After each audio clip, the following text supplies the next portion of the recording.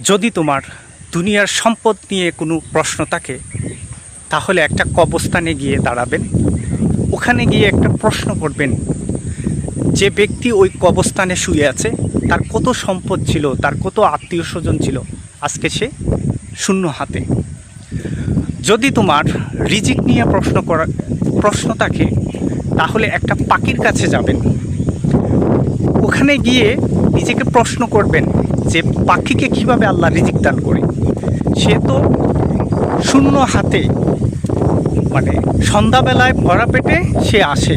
তার কোনো, আমরা হয়তো বা দুনিয়াতে খাদ্য স্টক করে রাখতে পারি, কিন্তু পাখিরা কখনো স্টক করে রাখতে পারে না। সে সকালে আল্লাহর নামে বের হয়, ওই আল্লাহ তাকে রিজিক দিয়ে ভরা পেটে আবার তার বাসস্থানে নিয়ে আসে। যদি তোমার সুস্থতা নিয়ে কোনো প্রশ্ন থাকে, তাহলে একটা অসুস্থ ব্যক্তির কাছে যাবেন।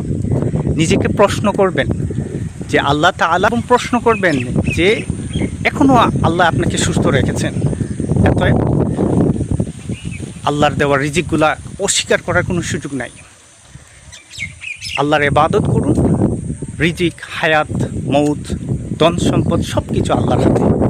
যাকে আল্লাহ চায় তাকে সম্মান দেয়, যাকে আল্লাহ অসম্মান করে সে দুনিয়াতেও অসম্মানিত হয়, আখিরাতেও অসম্মানিত হয়।